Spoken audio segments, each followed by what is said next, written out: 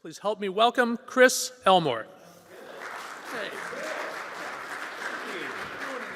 You did great. How's everyone doing? Okay. Just finished with the story here. Is that I realized how important my network was, but I also realized that the quality of relationships that I have within that network were ultimately the reason why I became happy. I know. And so I tested this. I was like, so I invested in my wife, and she was worth investing. My quality of relationship went up.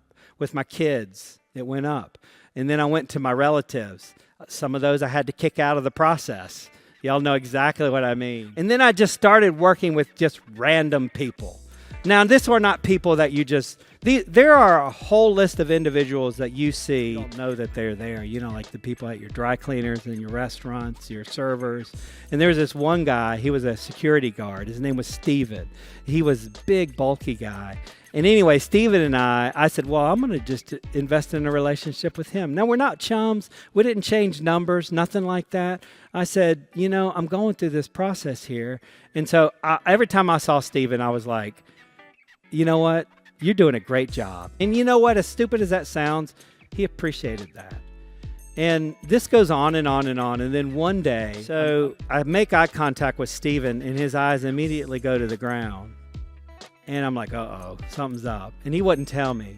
And for weeks, he wouldn't tell me. And then he finally tells me. He says, I had a relationship I was in, and she broke it off with me. And then his exact words were, and she did some horrible things to me. I'm like, oh, dude. Now here, look.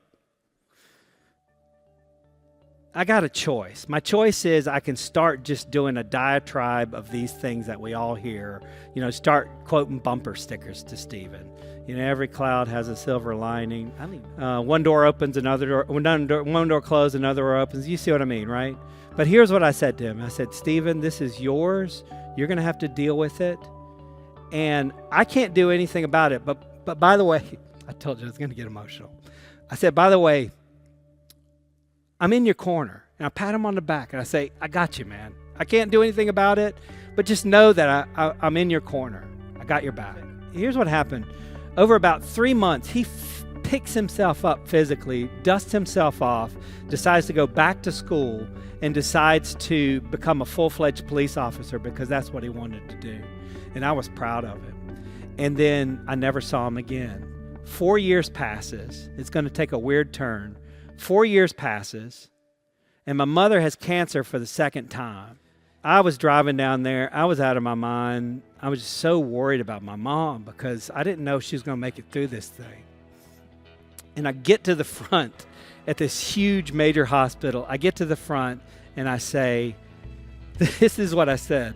I said, I'm here to see my mom. I forgot her name. All right. This is hard to say. So I hear, oh my God, it's you. And I turn around and it's Stephen. Standing right there. I couldn't believe it. He had this huge smile on his face. And he says, you know what, for 4 years, I was hoping that I would run into you. He was really hoping. And he said, I want to thank you for what you've done.